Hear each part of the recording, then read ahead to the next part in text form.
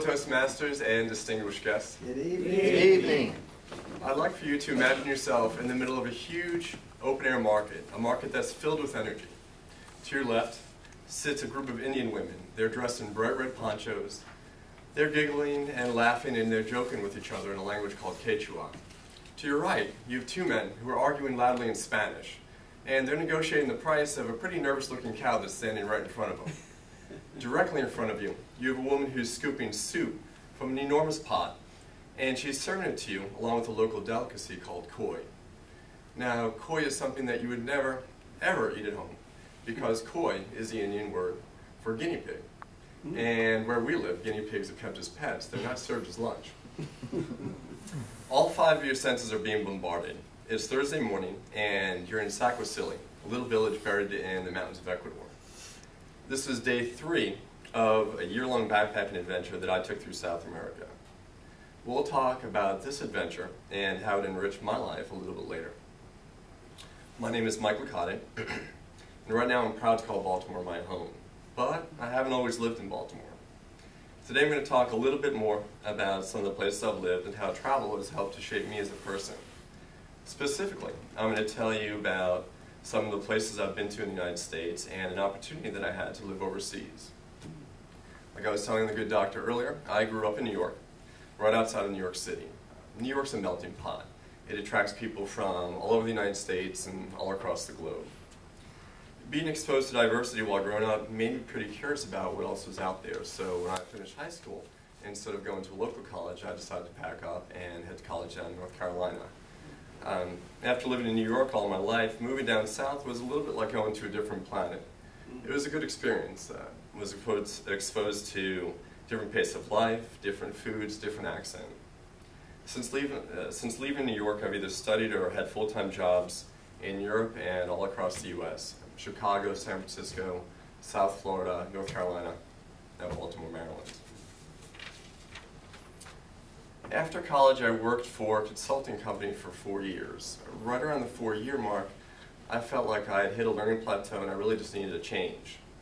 I didn't have a wife or kids, and I'm a pretty frugal guy who had been saving up money for a few years.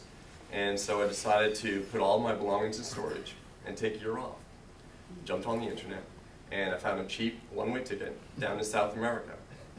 And this is a place, believe it or not, where you could live like a king for under $30 a day. And for this period of living abroad, I went solo.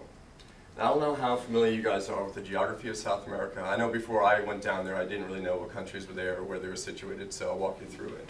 I started off in Ecuador, which is all the way in the northwest corner, went down through Peru, Bolivia, down through Chile, and then up the east coast through Argentina, Brazil, Venezuela, and Colombia. So I did a counterclockwise circle around the continent, ended up about 100 miles from where I started, so pretty much full circle. When I was going from place to place, most of the traveling was done by bus. I did this for a couple of reasons. Number one is cheap. I was obviously on a budget. Number two, it forced you to immerse yourself a little bit deeper in the culture. And number three, it allows you to watch the landscape change, which is pretty cool when you're going from desert to beach to mountains to jungles. Even though I was traveling alone, I was only alone when I wanted to be alone. When most Americans travel, they tend to stay in resorts or big hotels. It is difficult to meet people in resorts or big hotels, and so when I was traveling overseas, I stayed in youth hostels. If you walk into a youth hostel, in a couple minutes you could have 5 new best friends. People who are saying, okay, let's go check out the local tourist attractions, or hit a local restaurant, or maybe grab a sleeping bag and a tent and head out into the mountains for a hike and a couple of days of camping. Also, you might make friends while you're on a long bus trip and be invited into the home of a local family. And I was fortunate enough to have this happen to me a couple of times. One random example, I found myself at a huge family barbecue in Brazil.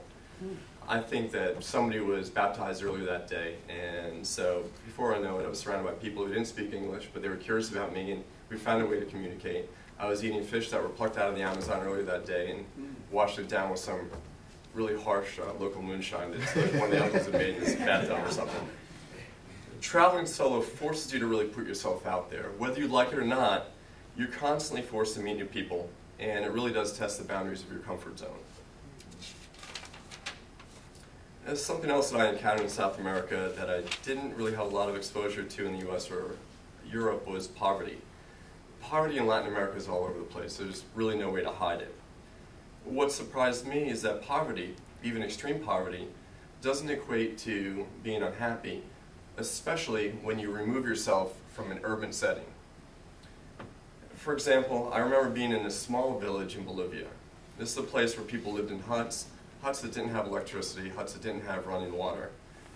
These people had little to no income and very, very few assets, but they were happy.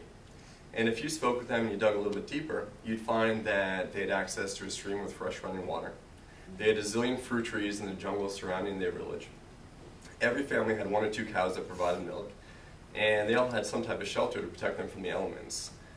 Taking it a step further, all of their family and all of their friends lived in the same village. So all their basic needs were met, including the need for human companionship. They had time to sit back and enjoy life, and for all intents and purposes, these people were really, really happy. I have a lot of friends who are investment bankers. These guys are making a lot of money, and a lot of them are miserable. They're working 80 to 90 hours a week. They have nice cars and they live in nice homes, but they really don't have time to enjoy it. And a lot of them are probably going to have ulcers by the time they hit 40.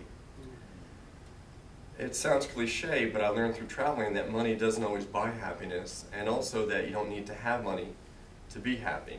Now, looking back, case in point, one of the happiest periods of my life is the year that I bummed around with nothing more than a few changes of clothes on my back.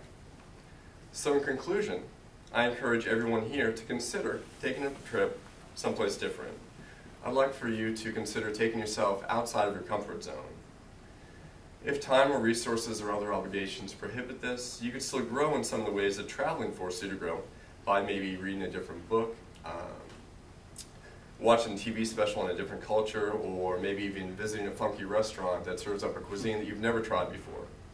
You might find that it improves your communication skills, opens up your mind to new ideas, increases your awareness, or at the very least, you'll probably come back with a couple of new stories to share with your friends and fellow Toastmasters. You're here. Okay.